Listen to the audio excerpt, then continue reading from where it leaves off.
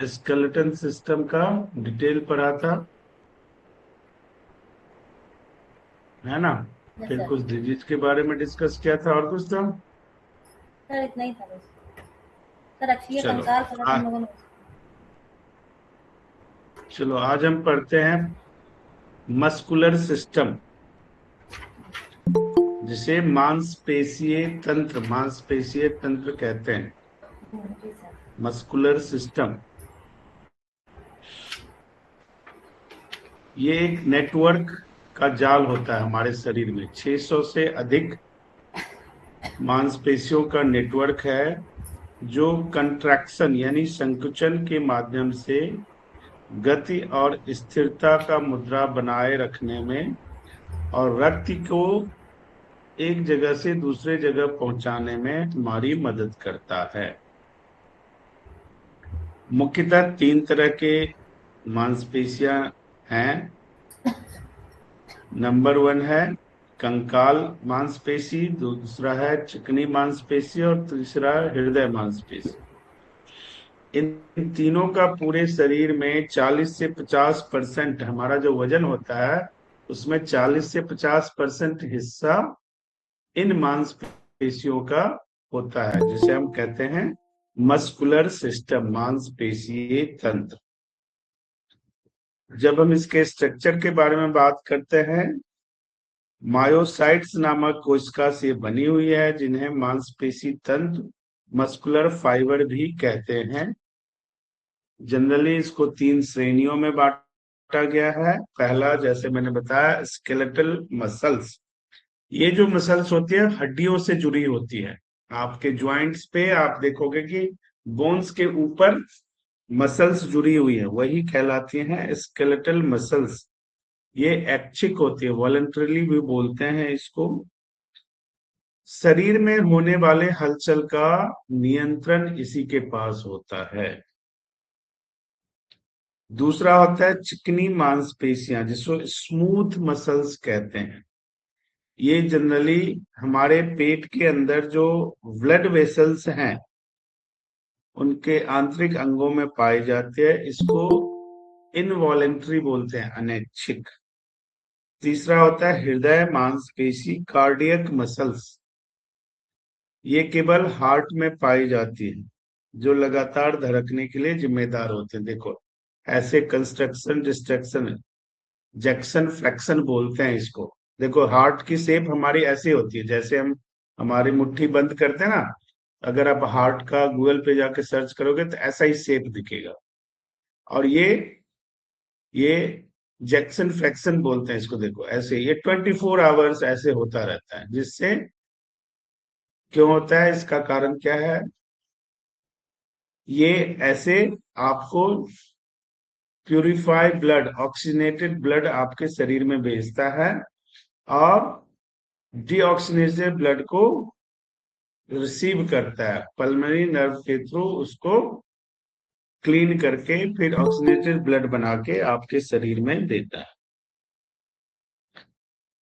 अब उसके बाद एक और मांसपेशी होती है, इसमें से जुराब मांसपेशी कहते हैं, जिसे हम टेंडन बोलते हैं। कई दफा आप सुनते होंगे कि टेंडन में प्रॉब्लम हो गया, टेंडनाइटिस हो गया है। ये प्रॉब्लम होता है शरीर में।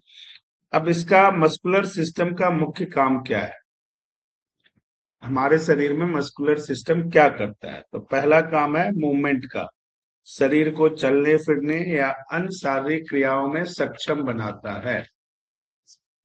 दूसरा है स्टेबिलिटी और पोस्चर का।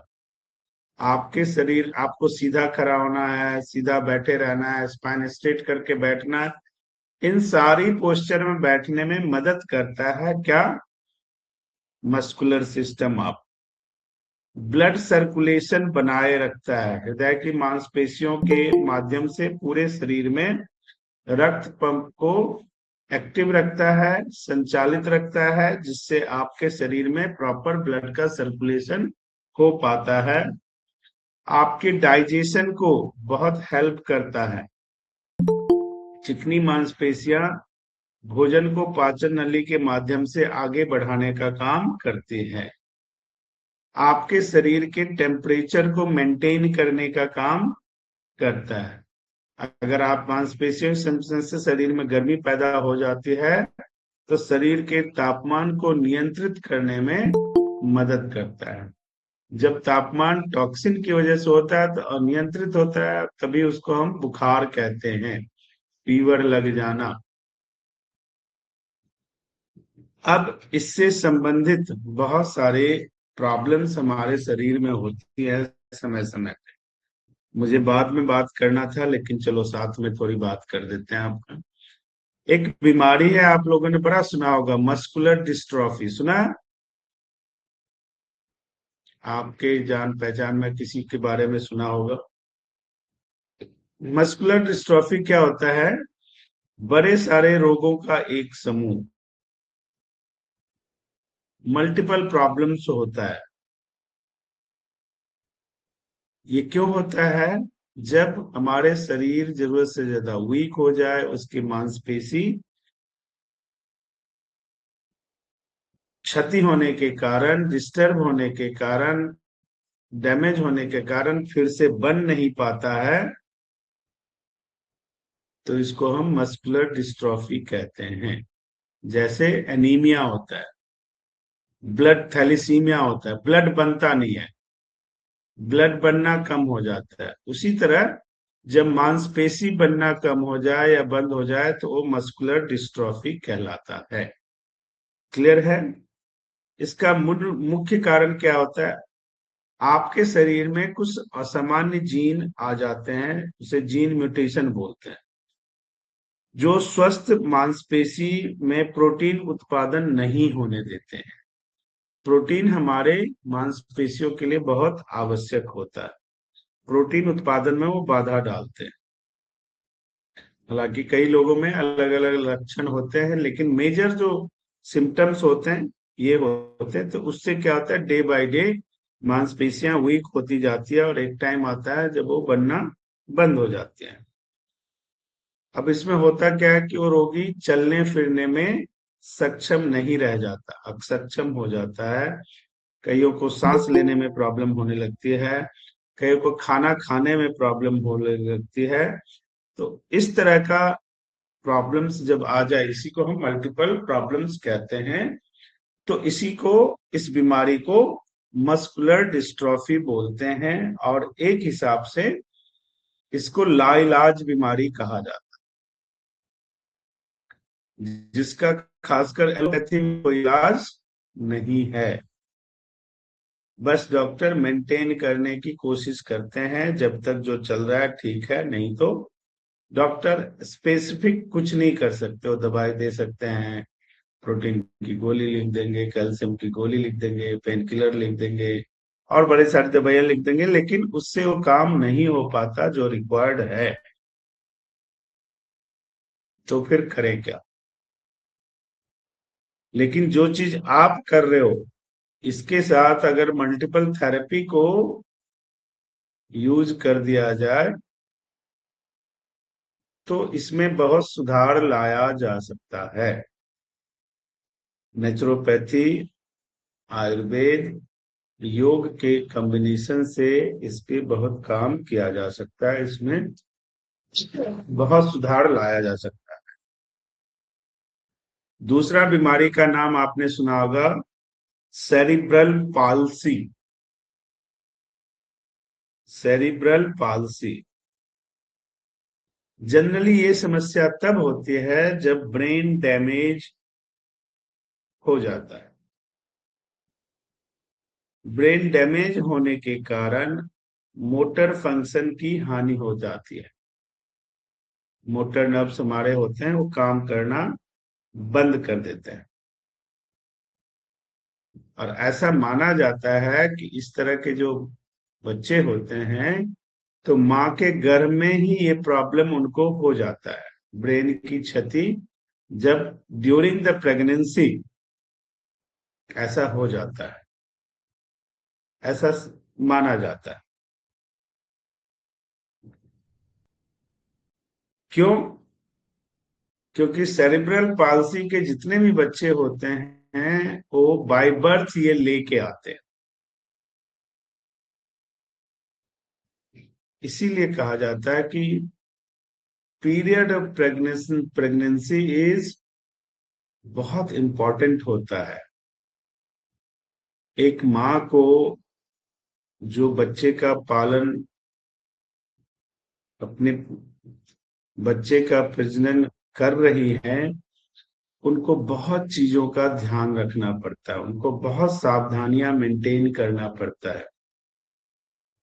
आजकल बहुत चीजों को अहम ही समझा जाता है, ऐसा कुछ नहीं होता है, डॉक्टर ने ये कहा है वो कहा है, लेकिन आपके ट्रेडिशनल रिचुअल्स जो हैं बड़े काम के होते हैं। आपकी फैमिली ट्रेडिशन जो है वो बड़े काम के होते हैं। आप जहां रहते हो उसके सराउंडिंग की जो ट्रेडिशन है वो बड़े काम के होते हैं। आपको उसको फॉलो करना चाहिए। डाइट का विशेष ख्याल रखना चाहिए। काम किस तरीके का काम करते रहना चाहिए इसका भी विशेष ख्याल रखना चाहिए, नहीं तो प्रॉब्लम हो जाती है। जहां जन्म के बाद भी बच्चे में सेरेब्रल पाल्सी का, अब ऐसा नहीं है कि केवल बाय बर्थ ही है, उसके बाद भी कई दफा ऐसा हो जाता है। और ये भी इसलिए होता है कि मांसपेशियों की नियंत्रण और शरीर की गति में तालमेल नहीं बैठता है। तो जो शरीर का कम्युनिकेशन है वो प्रॉपर नहीं हो पाता है, और वो बॉडी टोन के संतुलन को प्रभावित करता है, जिससे बच्चा सेरिब्रल पाल्सी के शिकार हो जाता है। और ये भी ऐसा बीमारी है जिसका इलाज करना बड़ा मुश्किल काम है। उसके बाद एक बीमारी का नाम आप लोगों ने सुना होगा, डर्मोटोमाइटोसिस्टिस। सूजन वाली बीमारी कहते हैं इसको। सर क्या नाम है इस बीमारी का? डर्माटोमायोसिस्टिस। डर्माटोमायोसिस्टिस, इसे सूजन वाली बीमारी भी कहते हैं। इसके कारण भी मांसपेशियां कमजोर हो जाती हैं। इसमें रैसेज बनने बंद हो जाते हैं। बच्चे और वयस्क दोनों ही इसके शिकार बन सकते हैं, लेकिन इससे ज्यादातर महिलाएं प्रभावित होती हैं। आप कई दफा आप लोगों ने देखा होगा, नहीं देखा होगा, कई महिला आपके पास आती होंगी तो उनके स्किन कलर बैगनी कलर का होता है, सांवली कलर का होता है, जैसे बिल्कुल बैगन के जैसा कलर नर्व्स में दिखेंगे आप। इनिशियल हाथ में, पैर में, उनके पैरों को आप देखोगे तो मोटे मोटे हाथ पैर होते हैं, और उस पे ऐसे लाइन हेयर्स की तरह बैंगन के कलर के नर्व्स आपको दिख जाते हैं। ये इंडिकेशंस होते हैं। ये कई दफा चेहरों पे भी दिख जाते हैं, पलकों पे दिख जाते हैं, कोहनी, सर घुटने। कभी कभी सर कभी कभी जो मोटे मोटे वाले बच्चे होते हैं ना, उनका थाइज में भी ये लाइनिंग लाइनिंग सा हो जाता है, ऐसे है ना? हाँ, हो जाता है, वो इंडिकेशंस होते हैं। जी सर। ऐसा नहीं कि वो इसके शिकार हो गए।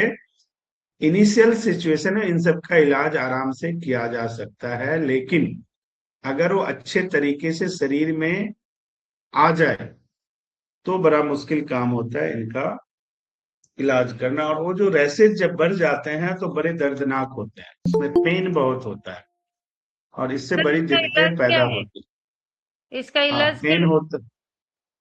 हाँ जी। इसका इलाज कैसे होता है? फिर डॉक्टर तो बोलते हैं कि बस क्रीम लगाया करो और घर पे ही रहो। मैं वही तो कह रहा हूँ, उसमें आपको पेन भी होता है, उसमें आपको खुजली भी होता है। जी। इससे आपके गर्दन के मांसपेशियां, ज्वाइंट्स के मांसपेशियां कमजोर हो जाती। अच्छा। तो इनिशियल स्टेज में अगर अगर ये आपको पता लग जाए तो इसका ट्रीटमेंट है ब्लड प्यूरिफिकेशन करना, हम्म। और आपके इम्यून सिस्टम को फिर से रिनोवेट करना, लेकिन वो पेशेंट के डिटेल्स देखने के बाद ही हम उसके बारे में कुछ बात कर सकते हैं। उसके बाद आता है कंपार्टमेंट सिंड्रोम। एक बीमारी का नाम है कंपार्टमेंट सिंड्रोम। इसमें क्या होता है, शरीर के किसी पर्टिकुलर प्लेस पे अत्यधिक प्रेशर बन जाता है, जिसके तहत अगर उसमें थोड़ा सा भी चोट लग जाए तो वहां सूजन आ जाती है, फिर ब्लीडिंग हो जाती है, जिससे उस प्रेशर में वृद्धि हो जाती है और बड़ा खतरनाक दर्द होता है। ये खतरनाक प्रेशर होता है, ये आपके शरीर के ब्लड प्रेशर को भी कम कर सकता है, जिससे आपके शरीर में जो ऑक्सीजन युक्त रक्त है वो नसों तक पहुंचने में कठिनाई फील करने लगती है और कई दफा उसे रोक दिया जाता है इस प्रेशर की वजह से शरीर में।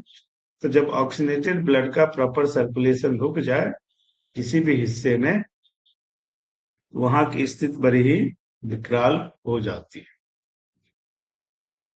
और ये सब तभी होती है जब आप प्रॉपर अपना टेक केयर नहीं करते हो, बहुत ही अनऑर्गेनाइज्ड लाइफ जीते हो, ना खाने का पता है, ना सोने का पता है, ना काम करने का पता है, लेटे हैं तो 12 बजे दिन तक सोए हुए ही हैं, या फिर कोई ऐसा काम आप कर रहे हो जो शरीर के एक हिस्से पर पर्टिकुलर एक्सट्रीम प्रेशर क्रिएट कर। इन दोनों से हमें बचना चाहिए। नेक्स्ट होता है मायस्थेनिया ग्रेविस।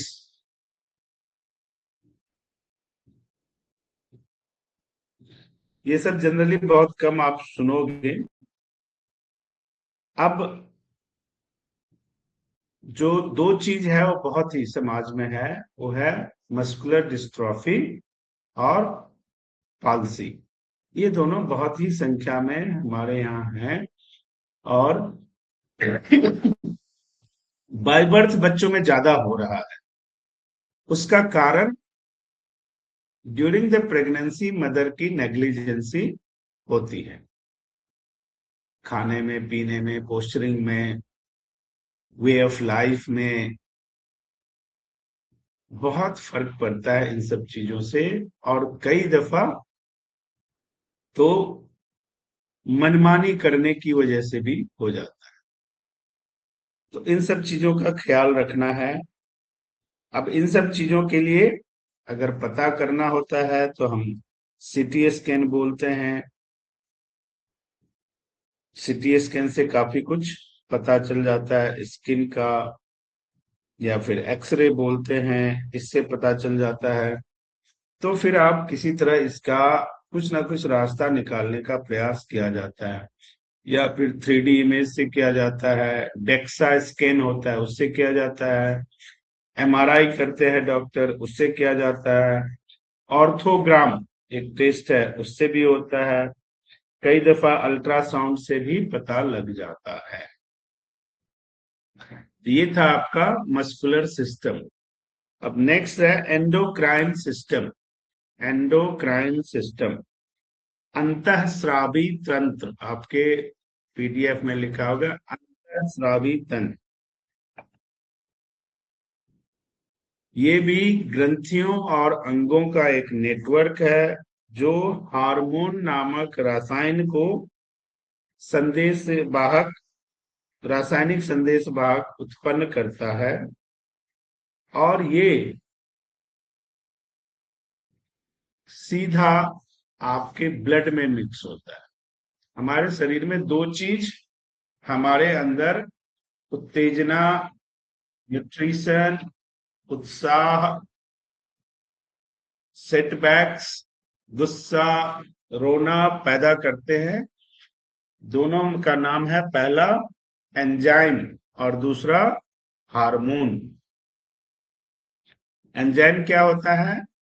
आप जो खाना खाते हो उससे न्यूट्रिशनल वैल्यू जो क्रिएट होता है उसको हम एंजाइम बोलते हैं। तो वो प्रोसेस के थ्रू आपके ब्लड में जाता है। जैसे आपने खाना खाया तो अभी वो आपके ब्लड में नहीं चला जाएगा, इसका अपना एक प्रोसीजर है। It will take 45 minutes to reach jatharagni. वहां पहुंचने के बाद उसका प्रोसेस शुरू होता है। आफ्टर दैट वो प्रोसेस करके इलियम इलियम स्मॉल इंटेस्टाइन, फिर वहां से अब्सोर्शन होता है, फिर वहां से लार्ज इंटेस्टाइन। ये सारा प्रोसेस है। कई दफा कुछ चीजें तो आज जो आप खाते हो वो आपके शरीर में आफ्टर 40 डेज केमिकल बन के आपके शरीर को मिलता है, और ये सारा काम लीवर करता है। तो ये एक संदेश वाहक है जो हार्मोन कुछ ग्रंथियों के द्वारा शरीर में छोड़ा जाता है, तो सीधा ब्लड में आता है। जैसे आप किसी से बात कर रहे हो, आपका दिमाग खराब हो गया, दैट मीन्स क्या हुआ, वो हार्मोन, उसके बातों से वो हार्मोन एक्टिवेट हो गया। अब उसने रिलीज कर दिया ब्लड में, और आप इतने शॉर्ट टेम्पर्ड हो गए कि आपने उसको 2-4 लाफा खींच दिया, मार दिया, पीट दिया, या आउट ऑफ द बेल्ट आपने वो बातें कह दी जो आपको नहीं कहनी चाहिए। आफ्टर सम टाइम आपको फील होता है मुझे तो ऐसा करना ही नहीं चाहिए था। अब आपको करना तो नहीं चाहिए था, लेकिन आपने कर दिया ड्यू टू हार्मोन्स। कोर्टिसोल नाम का हार्मोन होता है जो आपको बहुत ही गुस्सा दिलाता है, नेगेटिव हार्मोन्स में काउंट होता है। चलो उसको अभी हम पढ़ेंगे। अब ये जो इसे मेटाबॉलिज्म, शरीर की वृद्धि, प्रजनन, नींद जैसी सी शारीरिक गतिविधियों को नियंत्रित करती है ये इंडोक्राइन सिस्टम। इसलिए इसका सही रहना बहुत आवश्यक है। आज की डेट में 90% जो महिलाएं मातृशक्ति बीमार होती हैं, उसमें उन 90% में 80% का हार्मोन डिस्टर्ब होता है। आजकल मैक्सिमम लोगों का जो नींद है बहुत डिस्टर्ब होता है। These comes under the hormonal disorder. किसी का वजन बढ़ता जाता है, किसी का वजन कम होता जाता है। मैक्सिमम लोग शॉर्ट टेम्पर्ड हो गए हैं। आप में सहने की क्षमता खत्म हो गई है, आप में सुनने की क्षमता खत्म हो गई है। रिसेप्टिव कैपेसिटी कम होती जा रही है, रिएक्टिव कैपेसिटी बढ़ती जा रही है ड्यू टू हार्मोनल डिसऑर्डर। अब इसका जो रूट है वो पहला है हाइपोथैलेमस। ये हमारे मस्तिष्क का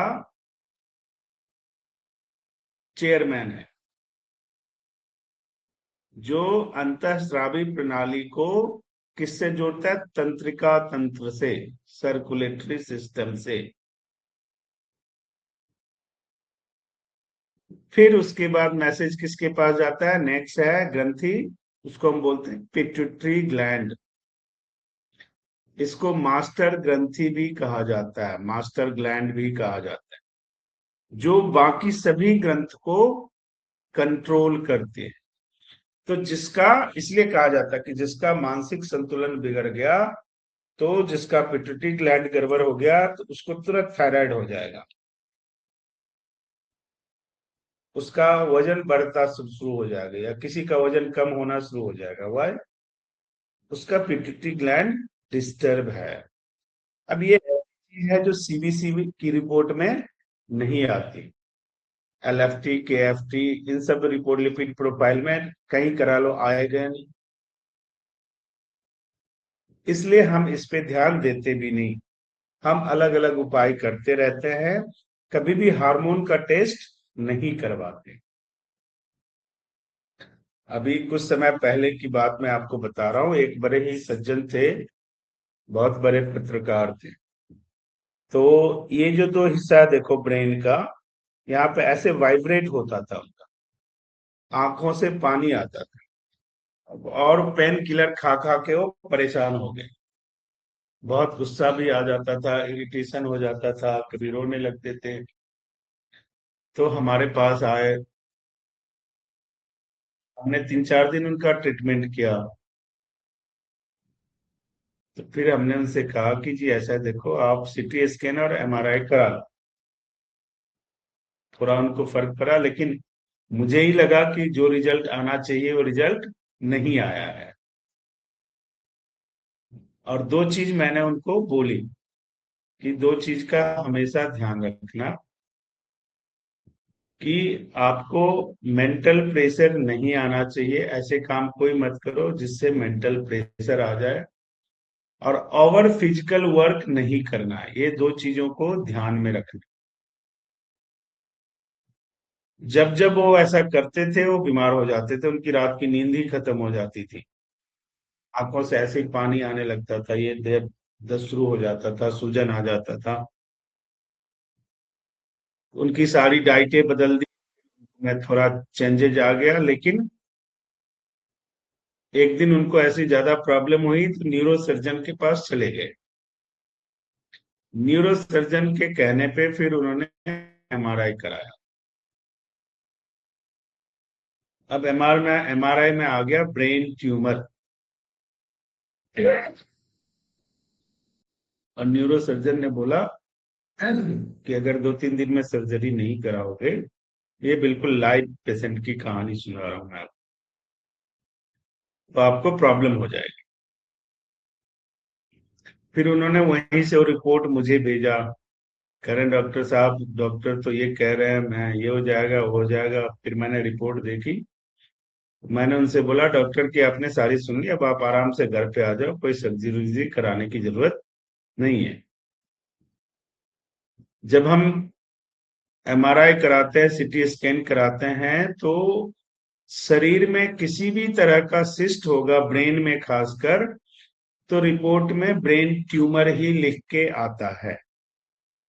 अब ब्रेन ट्यूमर दो तरह का होता है, एक कैंसरस और एक नॉन कैंसरस। अब जो कैंसरस होता है, आपने अभी सेल में मैंने पढ़ाया था कि एक डिविजिबल सेल होता है ना, जो टूट के बड़ी रफ्तार से फैल जाता है, बैड बैक्टीरिया।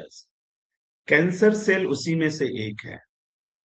जब वो ब्रेक होता है तो इतने स्पीड से फैलता है कि आप उसे कंट्रोल ही नहीं कर सकते।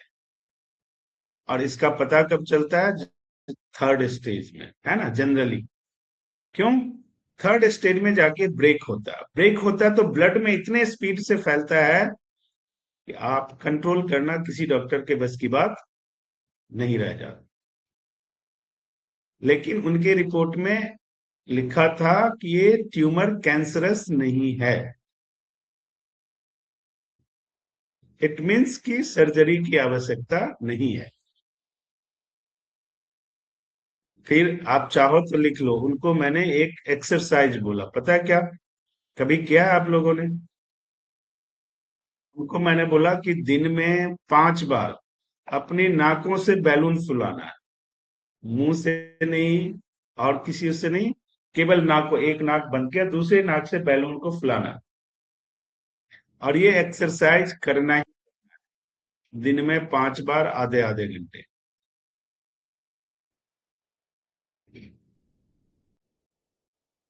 देखो ये है ना बेवकूफी वाली हरकत, ये क्या बात हुई, नाकों से बैलून फुलाना।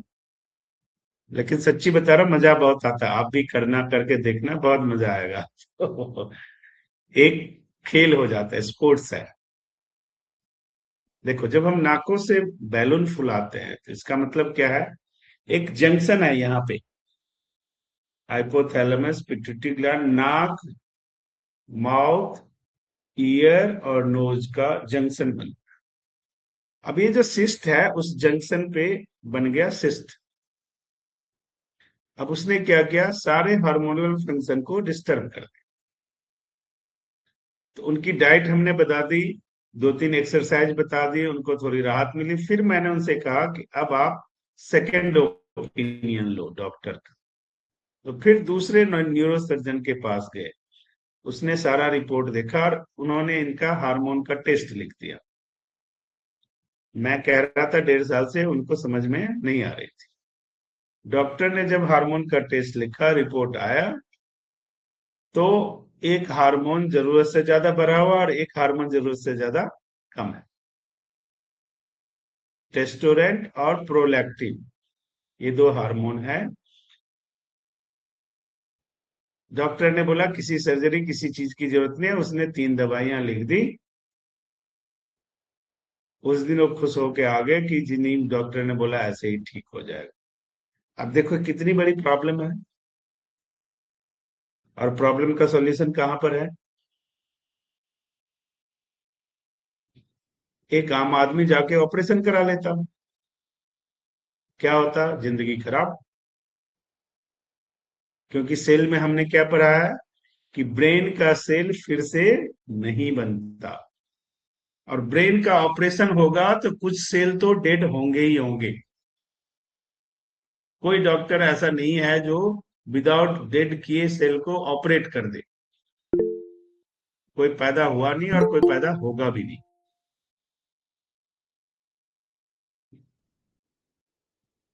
छोटी सी बात थी, लेकिन ट्यूमर समझ के अगर उसको ऑपरेट कर दिया जाता, आज वो अच्छे खासे अपने घर में काम कर रहे हैं, ऑफिस भी जाते हैं, काम भी करते हैं, सब कुछ करते हैं। तो डायग्नोसिस पार्ट पे आपको ध्यान देना पड़ेगा, अदरवाइज काम नहीं चलेगा। ठीक है जी, चलो। सर तो पिट्यूटरी, सर 2 हार्मोन का टेस्ट लिखे आपने, टेस्टुरेस्ट और है क्या प्रोलैक्टिन। सर? तो ये पिट्यूटरी ग्लैंड है जो मास्टर ग्लैंड कहलाता है। वो जब रिलीज करता है हार्मोन, तो फिर आगे सारा काम प्रॉपर हो पाता है। तीसरे नंबर पे आता है थायराइड ग्लैंड, जो देखो ये हमारा गर्दन है ना, यहाँ पे आप टच करोगे तो मटर के दाने की तरह 2 दाने आप अपने गर्दन पे भी चेक कर सकते है ना। जैसे इसको दबाओगे तो आपकी आवाज बंद होने लगती है। वोकल कॉर्ड के दोनों साइड में है, तो जैसे प्रेशर दोगे तो वोकल कॉर्ड बंद होता है, तो हमारी आवाज बंद होने लगती है ना। कोई हमारा गला दबाने लग जाए तो आवाज निकलनी बंद हो जाती है। उसको हम बोलते हैं थायराइड ग्लैंड। ये आपके शरीर की मेटाबॉलिज्म को नियंत्रित करता है। अब जब ये ठीक नहीं है तो मेटाबॉलिज्म अनबैलेंस हो गया तो मोटापा बढ़ने लग जाएगा। 2 होगा, थायराइड या parathyroid. Hyperthyroidism, hypothyroidism. Sir sir मेरा है ग्लैंड थायराइड। हाँ जी, सर मेरा एक ग्लैंड थायराइड है, मैं क्या करूँगी? आपका मेरा ग्लैंड थायराइड है, ये फूलता है। रेड है आपको, ओके। खुशी की बात है, मिठाई खिलाओ फिर। थायराइड क्या है समझ में आ गया आपको, थायराइड क्यों है। तो वो सारे एक्सरसाइज करो या योग करो जो आपके ब्रेन को एक्टिवेट करते हैं, अपने आप थायराइड ठीक हो जाएगा। ठीक है, जैसे भ्रामरी प्राणायाम करते हो आप लोग, यस सर। रोज भ्रामरी करो। नहीं कुछ समझ में आता तो देखो, मुंह जब बंद भ्राम करके माँ का उच्चारण करो। "हम्म",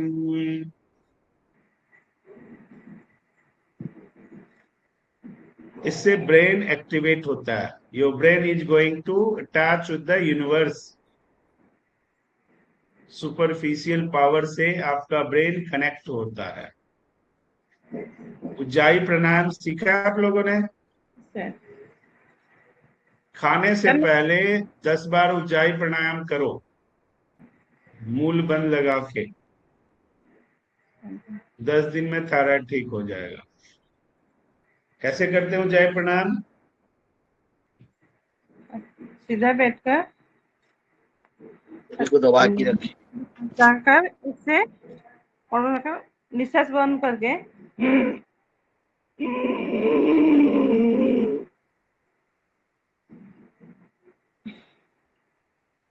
ऐसे करते हैं।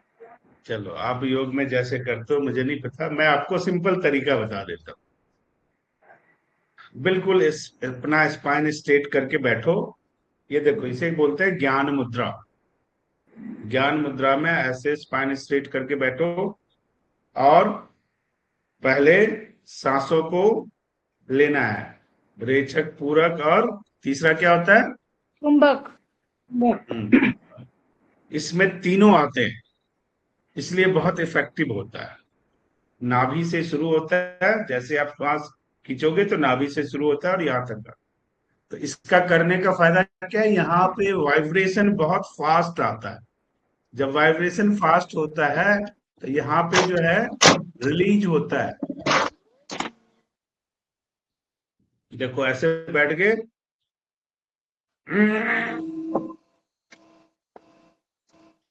अब इसको रोकेंगे, ब्रीथिंग को रोक के, और फिर उसको छोड़ना है। खाने से पहले 10 टाइम्स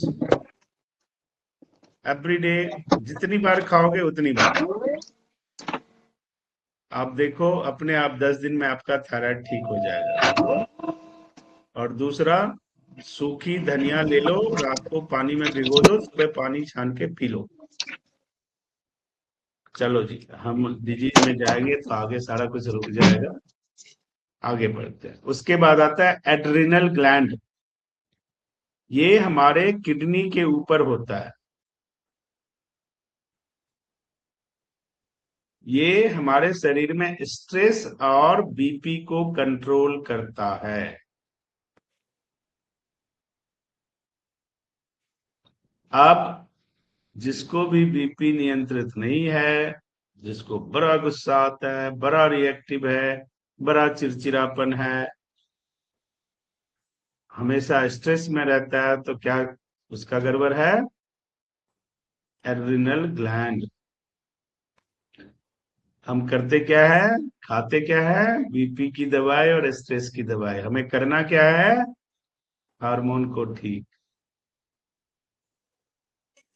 अब बताओ, दवाई खाने से शरीर खराब होगा या ठीक होगा?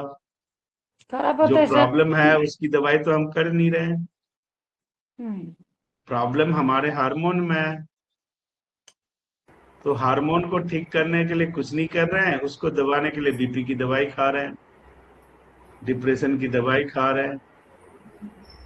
तो बीमारी ठीक कहाँ से होगी? इसलिए आज तक किसी का बीपी ठीक हुआ नहीं, आज तक किसी का स्ट्रेस ठीक दवाई खा के हुआ नहीं, आज तक किसी का शुगर ठीक दवाई खा के हुआ नहीं, किसी का थायराइड ठीक दवाई खा के हुआ नहीं। 25 mg से शुरू होता है और 150 mg पे पहुंच जाता है। मतलब 10 साल निकल गए, बच्चे भी आ गए, अब बच्चों को भी थायराइड हो गया, हमारा थायराइड खत्म नहीं हुआ। वाई? ड्यूटी प्रॉब्लम हार्मोनल है। हम हार्मोन का ट्रीटमेंट नहीं कर रहे हैं, केवल लोकल काउज का ट्रीटमेंट करने की कोशिश कर रहे हैं, तो उससे काम नहीं होगा। उसके बाद है पेनक्रिया, अग्न्याशय। सर इसका ट्रीटमेंट कैसे होता है एड्रिनल ग्लैंड पे? करेंगे करेंगे ट्रीटमेंट वाले पे बात, सबकी ट्रीटमेंट में करने ले जाऊंगा तो ये खत्म ही नहीं होगी। करेंगे, जब आपसे ट्रीटमेंट की बात करेंगे तो करेंगे। ठीक है सर। ठीक है जी। जी। उसके बाद है पेनक्रिया, अग्न्याशय। इंसुलिन के माध्यम से रक्त शर्करा को नियंत्रित करता है। इंसुलिन को नियंत्रित करने का काम पेनक्रिया करता है। तो अगर हमें शुगर हो गया तो खराब क्या हुआ है? पेनक्रिया। इम्बैलेंस क्या हुआ है? पेनक्रिया। हम इलाज क्या करते हैं? शुगर ठीक करने की। शुगर ठीक कहाँ से होगी? शुगर ठीक करने वाली मशीन खराब है, तो मशीन को ठीक करेंगे या शुगर को ठीक करेंगे? मशीन को ठीक हम करना मशीन को चाहिए सर। करेंगे सर। हम मशीन को ठीक करते नहीं है, इसलिए शुगर कभी ठीक होता अच्छा। नहीं है। बिल्कुल। उसके बाद है पीनियल ग्लैंड। आपकी स्लीपिंग साइकिल को कंट्रोल करने वाला ग्लैंड है पीनियल ग्लैंड।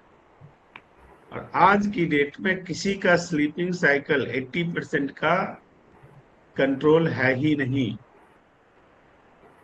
कोई दिन में सो रहा है, कोई सुबह में सो रहा है, कोई शाम को सो रहा है, कोई दोपहर को सो रहा है, कुछ नहीं पता। दिन में सो लिया 4 घंटे, अब रात को नींद ही नहीं आनी। अब सोना कब चाहिए, रात को सोया कब, दिन को। सोने का पैटर्न क्या है, जब आप सो तो पूरा डार्क रूम होना चाहिए। क्यों? जब आप डार्क रूम में सोते हो, then there is a possibility कि विद इन 5 सेकेंड 10 सेकेंड के लिए थर्ड आई ओपन का सिस्टम बनता है।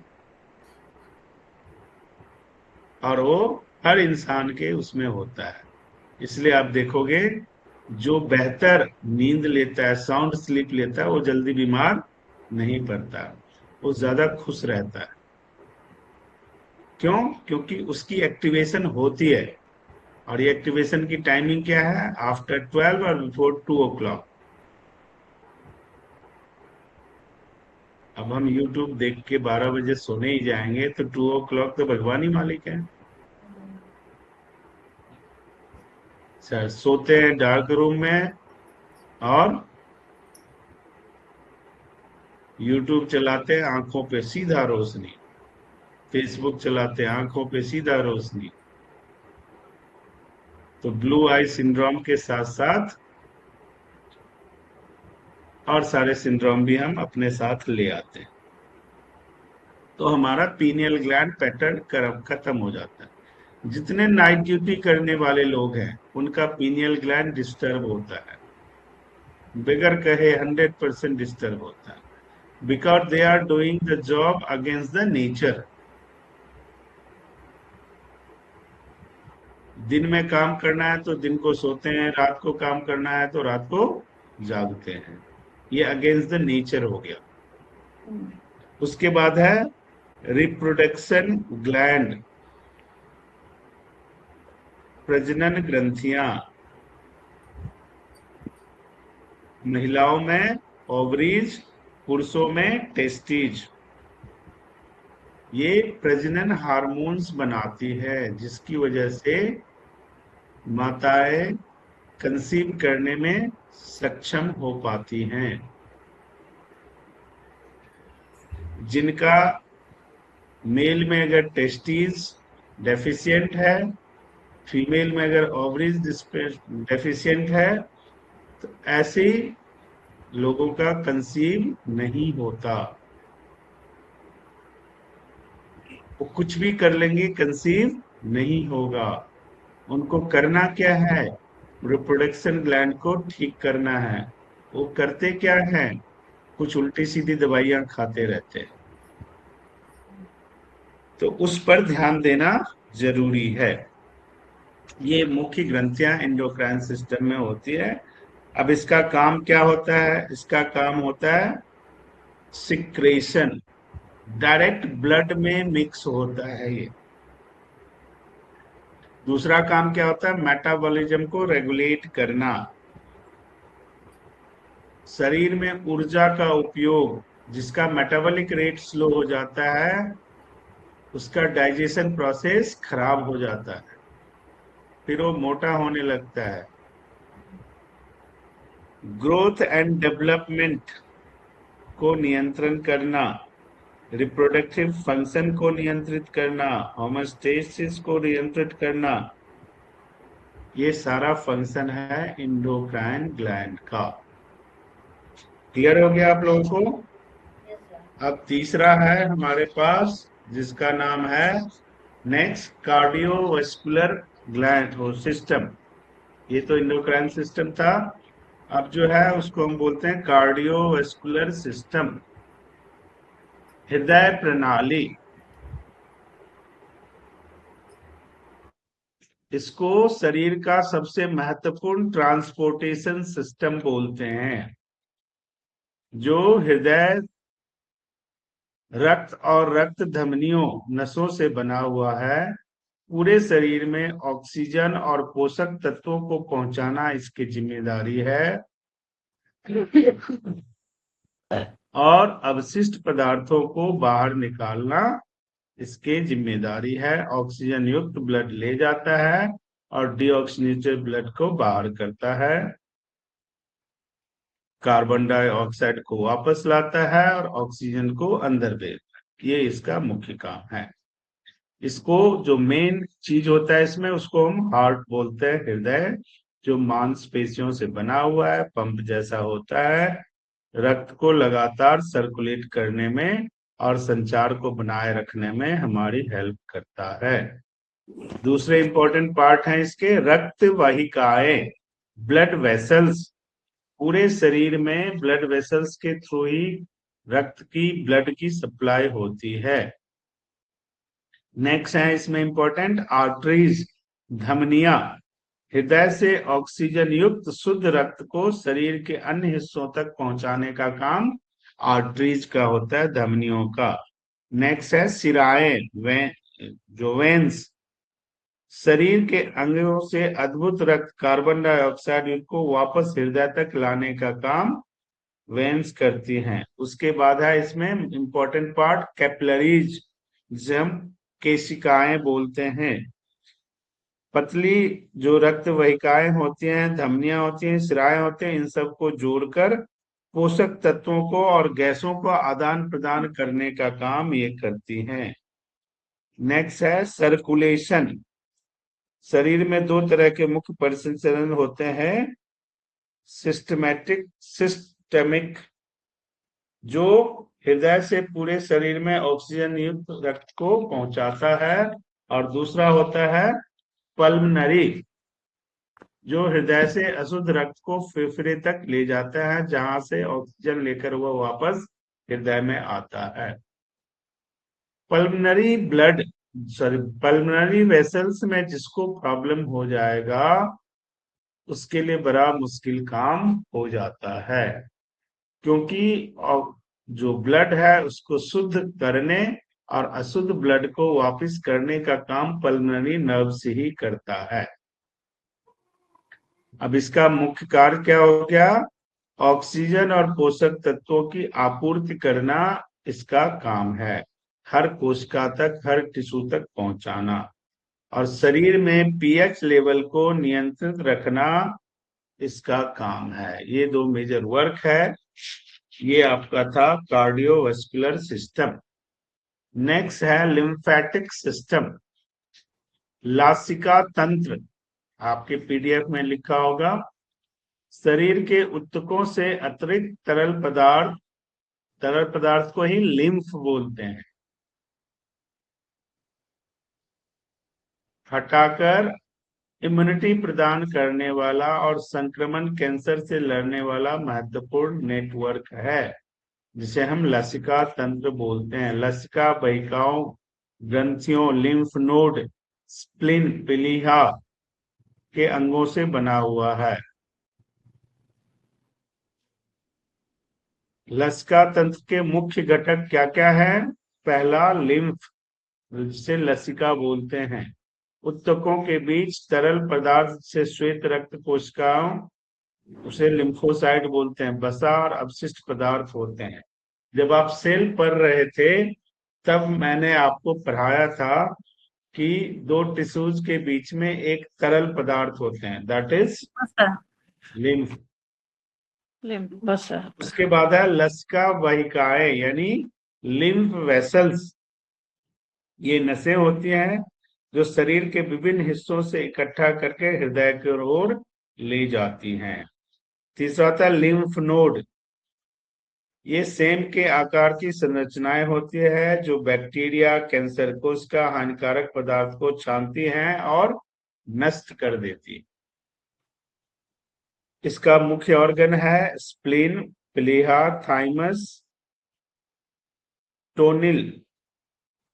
इम्यून सेल्स बनाते हैं ये सारे। इसका मुख्य काम क्या आता है? शरीर की तरलता को संतुलित करके रखना, इम्यूनिटी को बनाए रखना, और शरीर में जो टॉक्सिन वाली चीजें हैं उसको बाहर करने का काम ये करता है। ऊतकों में तरल पदार्थ जमा हो जाता है, उसे ही लिम्फोडेमा कहते हैं। लिम्फ नोड में प्रॉब्लम आ गया है, ये आप लोगों ने काफी सुना भी होगा। ये था जी आज का आपका 6-7 सिस्टम हम पढ़ चुके हैं,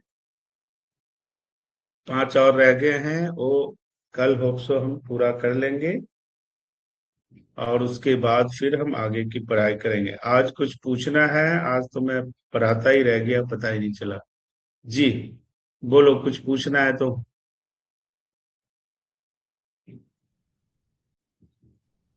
सर कल आपने जो टास्क दिया तो जो कान का वो एक्सरसाइज करने के लिए मैंने किया। इसमें रिलीज भी आया, कान में जो दर्द ज्यादा महसूस हो रहा था वो करते करते थोड़ा कम होता जा फिर तो रहा फिर तो भाई मिठाई कोरियर से भेज दो मुझे। है। ठीक देखो, है। आप ये रेगुलर करो। क्या होता है कि छोटी छोटी चीजों पे हम ध्यान नहीं देते हैं। जब हम छोटी छोटी चीजें करेंगे तो हमारा, देखो, शरीर को किसी दवाई की जरूरत नहीं होती है। शरीर में खुद ही सेल्फ हीलिंग कैपेसिटी होती है। बस शरीर क्या कहता है, जैसे आप घर में सम्मान सभी को चाहिए ना, जी क्या कहते हो, ढंग से बोलो, इज्जत से बोलो। शरीर भी कहता है कि मेरे साथ इज्जत से पेश आओ, बाकी काम तो मैं खुद ही कर लूंगा। जी। हम शरीर के साथ इज्जत से ही पेश नहीं आते, इतनी बदतमीजियां करते हैं ना, वो भी बेचारा थक जाता है, क्या करे। जी, और कोई सवाल? और किसी सर ने कुछ मेरे किया था?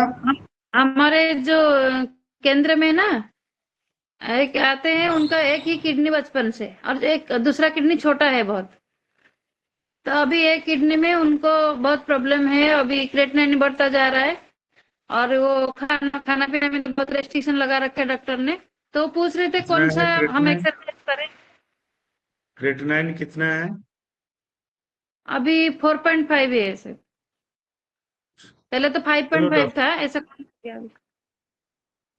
चलो कोई नहीं। वो करते हैं, वो डेली योग करते हैं, एक भी दिन उनका बंद नहीं होता है। फिर भी बोलते हैं क्यों मेरा कम नहीं होता है, और हरिद्वार जाने के लिए सोच रहे थे, बोले कि योग की तरफ से मैं जाऊंगी करके, ऐसे वो पूछ रहे हैं। चलो कोई नहीं, भगवान उनको जल्दी स्वस्थ कर दे, ठीक है ना। इसका इलाज सर हो सकता है क्या, वो पूछ रहे हैं। मैडम देखो, ये सारी चीजें बड़े ही क्रिटिकल चीजें होती है, इसको ऐसे हम बात नहीं कर सकते। जब तक कि सारी अच्छा। डिटेल्स ना हो ना हमारे पास, तब तक हम कोई बात नहीं कर सकते, क्योंकि बड़ी क्रिटिकल चीजें होती है ये। थोड़ी सी चीजों से लापरवाही से बहुत सारी प्रॉब्लम क्रिएट हो जाती है ना। और प्रॉब्लम में तो हम्म। है ही। तो और जब तक अगर कहीं से ट्रीटमेंट ले रहे हैं तो सबसे पहली बात क्या होता है पता है, कि ऑलरेडी ट्रीटमेंट चल रहा हो ना तो अपनी ओपिनियन देना ठीक नहीं होता है, उससे पेशेंट कंफ्यूज हो जाता है। हाँ, अगर वो नहीं, पेशेंट सरेंडर वो करके जाना आपके पास चाहते हैं। आता है, then will think about it. हाँ, वही पूछ रहे हैं ना कि हरिद्वार में जाऊं या कहाँ जाऊं, योग की तरफ से मेरे को बताओ। हाँ, हो सकता है, क्यों नहीं। ईश्वर की इस दुनिया में सब कुछ पॉसिबल है।